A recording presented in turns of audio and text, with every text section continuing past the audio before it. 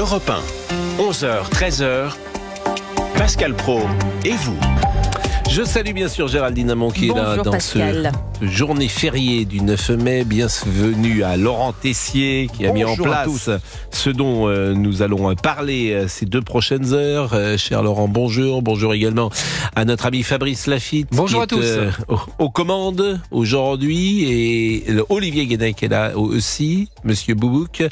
Et de la page Facebook qui peut-être en séjour férié a une activité supérieure à d'habitude. Pourquoi vous dites ça, une activité supérieure à d'habitude? Mais parce que précisément c'est jour férié. Peut-être y a-t-il des gens, des auditeurs qui se manifestent davantage, qui ont plus de temps pour vous parler, pour commenter l'actualité que les jours où ils travaillent. Mais après, vous savez, je suis performant tous les jours et tous les jours. Non, je parle pas de vous, je parle de la page Facebook. Ah, de la page Facebook, pardon. Ah oui, alors là, la page, je vous le dis, depuis qu'on est en période fériée, là, la page, elle est exceptionnelle. Non mais attendez, écoutez-moi, on est à 29 500 abonnés, mais vous vous rendez compte ou pas? Ah non, mais c'est pas mal, 29 500 abonnés. La dernière fois qu'on en a parlé, on était à 26, 27, on est à 29,5. Est-ce que vous êtes intéressé financièrement au nombre d'abonnés qui sont sur cette page? Est-ce que vous avez un pourcentage à chaque fois qu'un abonné vient? Oui, je suis indexé sur, voilà, évidemment, les milliers d'abonnés qu'il y a sur la page, vous le savez. Vous avez 1 euro, paraît-il, par abonné. Alors justement, je voulais demander au directeur si c'était possible de négocier en fonction de la page. Et Florian Carassou-Maillan qui est là. Bonjour, cher Florian Carassou-Maillan. Il y a donc 2 France, celle qui connaît le chanteur Jul, qui est heureuse d'avoir vu la star du rap allumer le premier chaudron des Jeux Olympiques 2024 de Paris, et celle qui ne connaît pas, qui se demande qui est Jul, pourquoi lui. Est-ce pour vous alors un bon choix? Moi, je voudrais pas entrer dans une polémique sur les Jeux Olympiques. J'ai pas envie d'appartenir au camp des ronchons. Je pense que c'est une belle opération marketing, que si vous voulez parler aux jeunes, il faut un chanteur jeune, que Jul, le public le connaît, manifestement le public jeune, et que la journée d'hier de ce point de vue-là était réussie. C'était un test pour la sécurité, c'était un test pour l'enthousiasme des Français. Il y avait 150 000 personnes à accueillir cette torche olympique, donc manifestement ça a marché. Certains auraient adoré voir Zidane. Alors c'est vrai que le reproche qu'on peut faire, c'est que Jul n'est pas un sportif, en tout cas pas un sportif professionnel, alors que Zidane l'était. Est-ce que vous avez regardé l'arrivée de la flamme olympique à Marseille? On entre dans les Jeux, a déclaré Emmanuel Macron, qui a notamment parlé de fierté. C'est ça qui m'a frappé hier. À chaque fois que le président de la République s'exprimait, c'était pour parler de fierté. On peut l'écouter peut-être, le président de la République? Il est fier. La flamme est là, les Jeux Olympiques et Paralympiques sont là dans la vie du pays, dans la vie de la France, on peut être fier. Dans tous les pays qui organisent les Jeux, il y a même parfois du rejet juste avant. Il n'y en a pas eu vraiment dans notre pays. Il y a toujours des doutes, parce qu'il y a toujours une France qui doute, ou une partie d'entre nous qui voulons voir uniquement les problèmes. Il y a aussi une France qui était impatiente. Les Jeux sont là. La flamme est là, elle est à Marseille, elle est sur le sol français. Et donc je crois maintenant que c'est l'enthousiasme populaire, et c'est pour ça que je voulais être au milieu de tous ici. C'est la fête des Françaises et des Français. Alors nous allons être peut-être avec dans un instant avec Raphaël qui est commercial. On peut peut-être écouter aussi David Douillet qui était sur TF1. Comment a-t-il vécu cette journée particulière? Je suis persuadé, comme c'était mon cas quand j'étais gamin, et puis à beaucoup d'entre nous, avec des parents pas sportifs, pas impliqués dans le monde du sport, etc., que des gamins puissent entendre dans leur entourage « Ah, c'est Jul qui a allumé la flamme à Marseille. Ah bon, pourquoi, quoi? Putain, je m'intéresse au jeu. » Voilà, ça permet de ratisser beaucoup plus large. Il a eu des jolis mots de la jeunesse. Bien sûr. Et de permettre à ces gamins-là de s'intéresser au jeu et au sport. Nous sommes avec Raphaël qui est commercial. Bonjour Raphaël. Bonjour Pascal, vous allez bien? Et merci de travailler avec vous. Moi, je suis plutôt d'accord avec ce que dit David Douillet. Je ne sais pas ce que vous en pensez, Géraldine. Mais c'est vrai que la jeunesse était présente hier, et c'est ça qu'il faut sans doute souligner. Raphaël. S'il faut parler de l'engouement des Jeux Olympiques, j'ai toujours été un fan de sport, donc j'ai toujours suivi tous les Jeux Olympiques à la télé, puisque c'était dans les autres pays.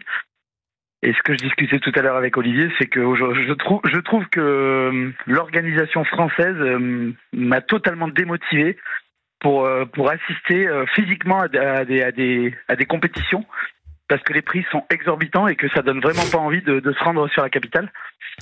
Vous habitez où? Tout le monde essaye de... Moi, j'habite Clermont-Ferrand. Non, mais c'est vrai que les prix sont chers. Mais en même temps, ça sera un événement à la télévision. C'est pas mal la télévision pour suivre les épreuves. Oui, c'est sympa, mais c'est ce que j'expliquais aussi, c'est que moi, je suis amateur de sport et j'adore le rugby. Et ça m'est arrivé d'aller assister à des finales, que ce soit à Édimbourg, à Dublin, à Londres, et il y avait des vols, il y avait des choses qui étaient mises en place pour les fans, pour les supporters, qu'aujourd'hui, nous Français, on se sent pas aidés pour assister aux JO. Alors par exemple, vous auriez aimé assister à quelle épreuve ? Moi après je suis pas, j'ai pas d'épreuve particulière, c'est-à-dire que. Est-ce que vous êtes allé sur le site pour chercher une place et un billet ? Bien sûr, je suis allé voir, mais je vous dis les prix sont tellement exorbitants. Et les prix étaient de combien ? Ça pouvait aller à 300, 500 € pour assister à une épreuve d'une demi-heure, quoi. Oui, effectivement, c'est cher. Et vous vous souvenez des épreuves que vous aviez listées, ciblées ? Non, je vous dis, c'était de l'athlétisme. J'ai regardé, moi après, comme je vous dis, je suis bon public, je veux supporter les Français et je vous dis simplement que... et il n'y avait pas de place à moins de 300 ou 500 €? Ah non. Et c'était il y a plus de 6 mois.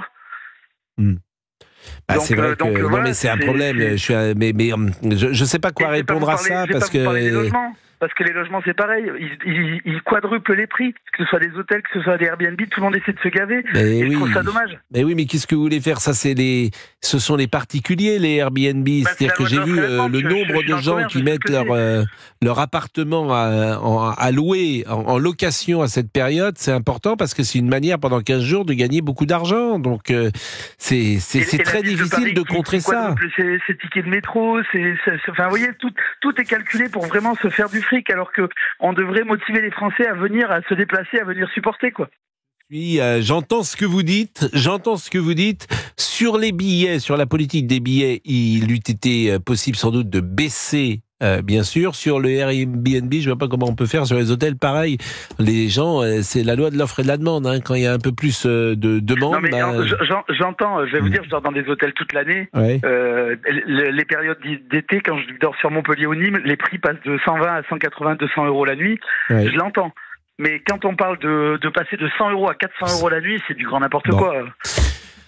J, donc voilà. J comme Jules et S, c'est le sang. Quoi ? Oula. Non, attendez, on va refaire. Non, le J, c'est le S.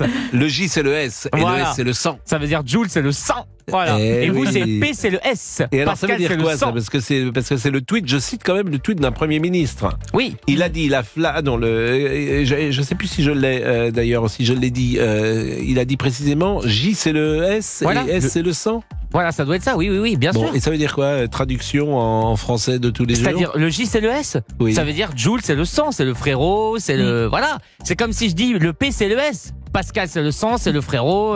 Voilà, vous êtes le frérot, voilà. Voilà, vous avez compris ?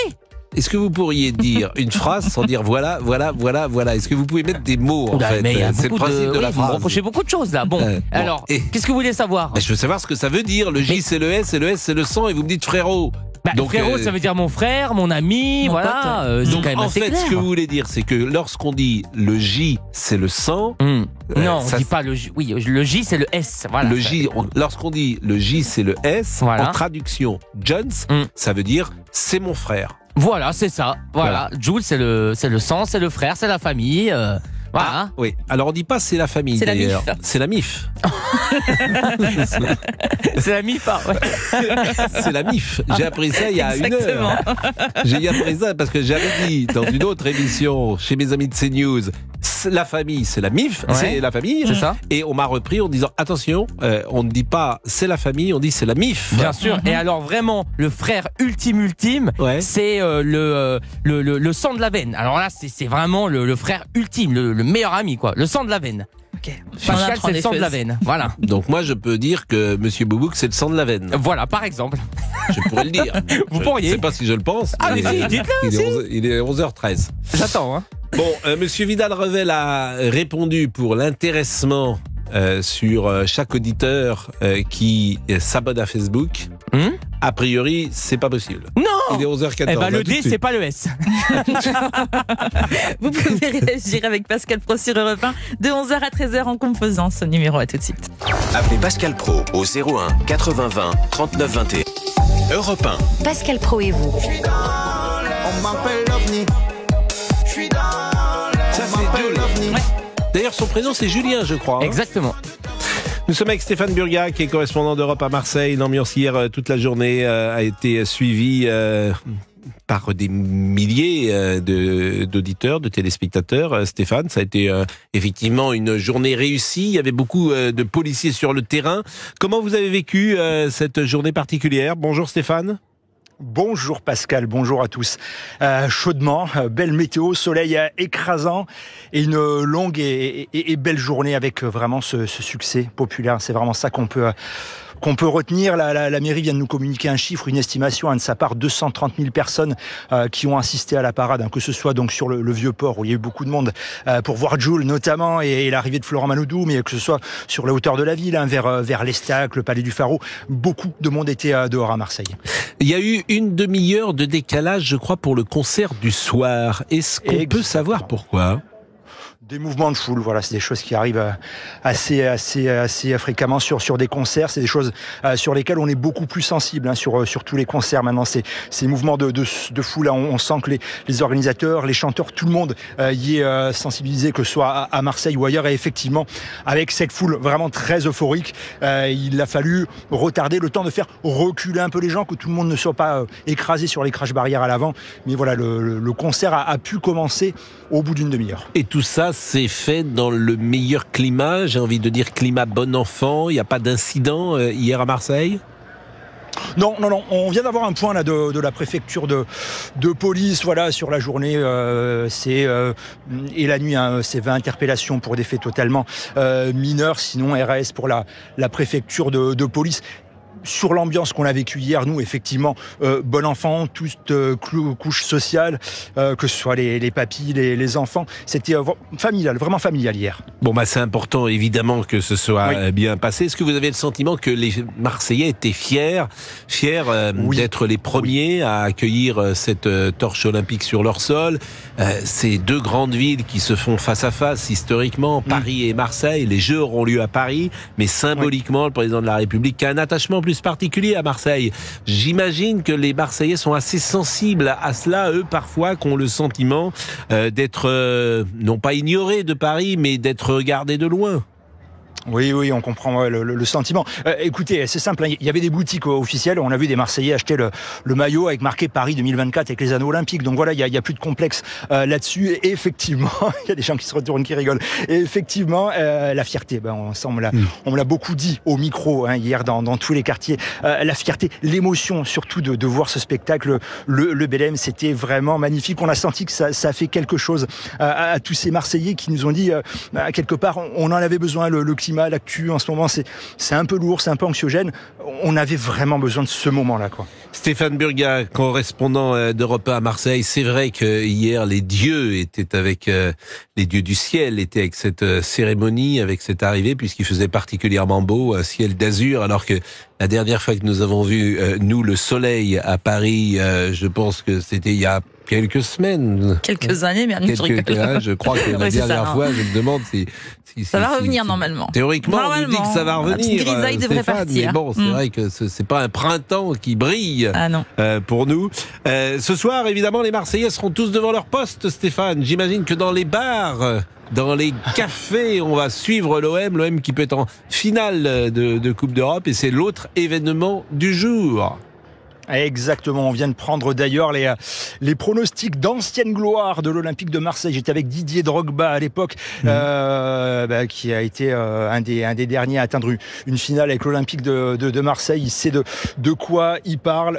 Bien sûr qu'on a envie d'y croire, bien sûr que tout le monde sait que ça va être très compliqué. Il y a un client en face, mais voilà, il y a eu un tel engouement, une telle envie au match aller que tout le monde a envie d'y croire. Et puis sur les statistiques, ça vaut ce que ça vaut, ces chiffres. Mais Marseille ne s'est jamais arrêté en demi-finale. Quand ils sont allés en demi de Ligue Europa, ils sont allés au bout. Donc bien sûr que tout le monde a envie d'y croire et de voir un peu dans tous ces événements une sorte d'alignement des planètes, quoi. Ça serait formidable, effectivement. Je suis souvent allé à Marseille, évidemment, dans les années tapis. Je me demande si ce bar sur la Corniche, qui était le bar des supporters, avec une devanture ciel et blanche, dont j'oublie le nom à l'instant, qui était tout près de la grande photo de Zidane. Je me demande si ce bar existe toujours ou pas. Il me semble pas. Non, il me semble pas. Non, tout comme la photo de Zidane. Eh oui, tout fout le camp. Qu'est-ce que vous voulez que je vous dise? Merci en tout cas, Stéphane. Merci. Et puis peut-être à demain si l'OM est qualifié. En cas de bonne nouvelle. Exactement. Si l'OM il fait beau aujourd'hui encore à Marseille?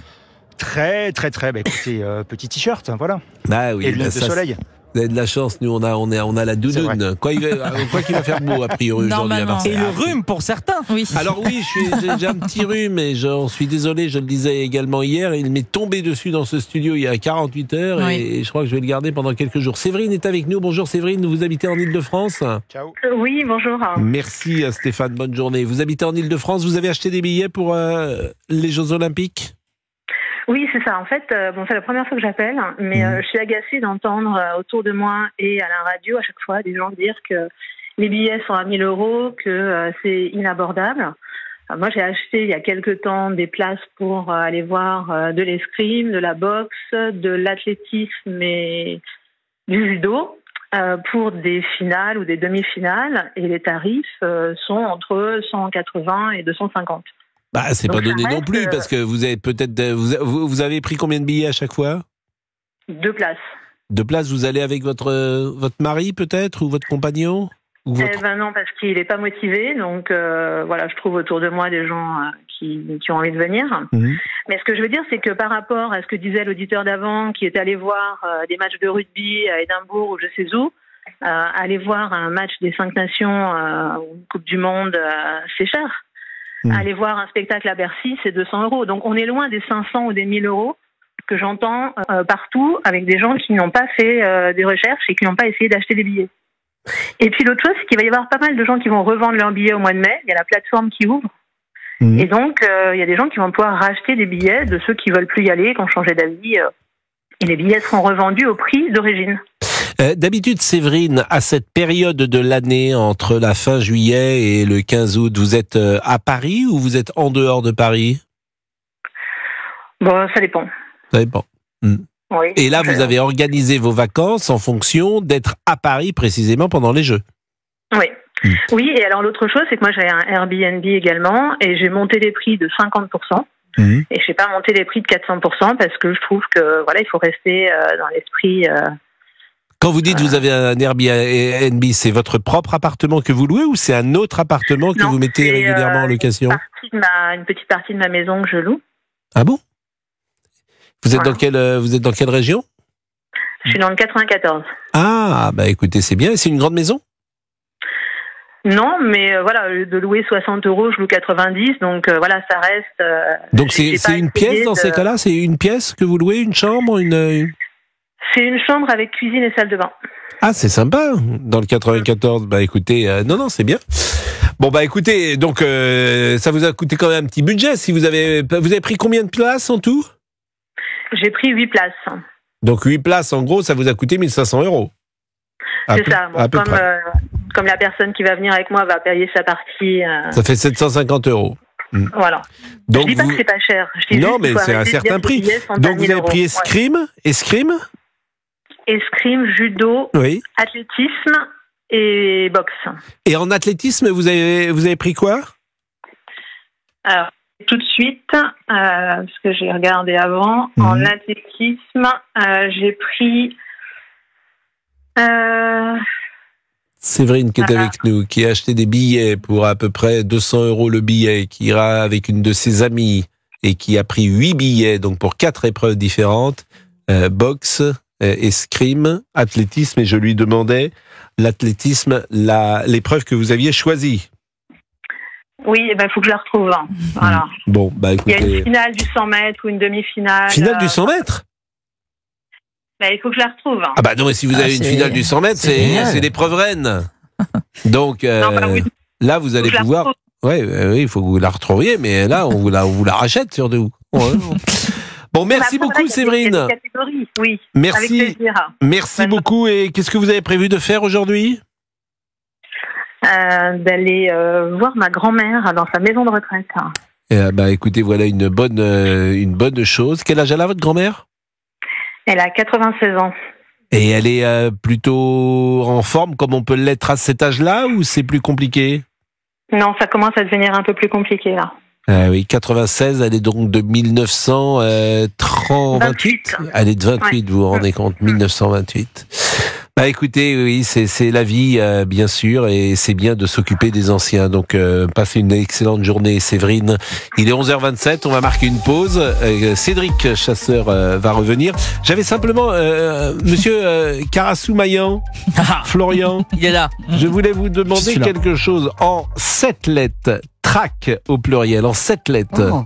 En 7 lettres, monsieur. Je sais pas. Vous savez pas, parce qu'on m'a apporté les mots fléchés, parce que paraît-il que vous êtes très bon dans cet exercice, et surtout que vous les faites pendant les heures de travail. Alors moi, c'est plus le sudoku.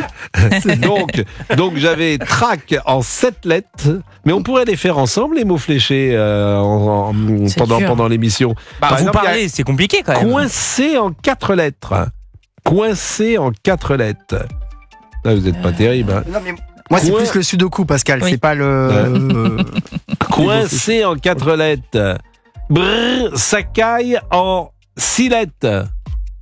Froid, F-R-O-I-D. Froid, brrr. Non, 5 lettres. Vous faites des mots croisés en direct, là, ça va? Tranquille. Non, mais on ne vous dérange pas. Tranquille le chat. Ah oui, tranquille le chat. Je vous le rappelle. C'est le sang. J'ai reçu un message de notre directeur.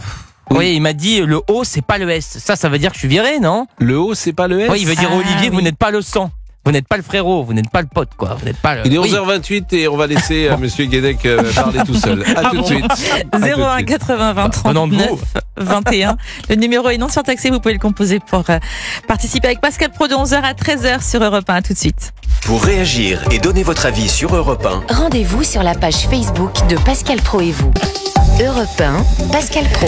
Avec vous de 11h à 13h sur Europe 1. On termine notre chapitre Joule, flamme olympique, première journée avec Aurore Berger, ministre chargée de l'égalité et de la lutte contre les discriminations, et invitée de Sonia Mabrouk ce matin sur CNews et sur Europe 1. Elle nous parle de Joule. C'est un choix qui correspond aussi à ce que les Français aujourd'hui écoutent, en tout cas beaucoup d'entre eux. C'est le rappeur français qui a vendu le plus de disques.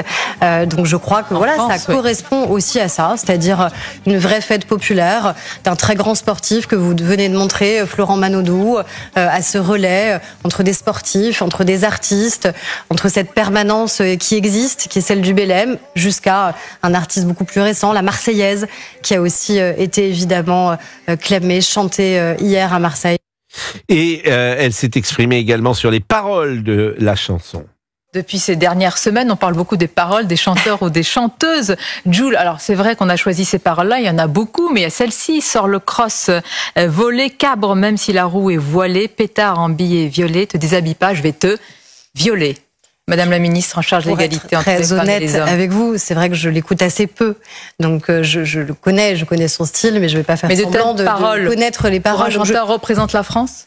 Moi, je pense qu'il représente, en tout cas, un chanteur qui est apprécié par les Français. Je crois qu'il n'y a eu aucune polémique hier, donc j'ai pas envie du tout. Il y a eu des interrogations quand même. Peut-être parce qu'il y a toujours des esprits chagrins. Moi, je crois qu'il faut célébrer la fête qui a eu lieu hier.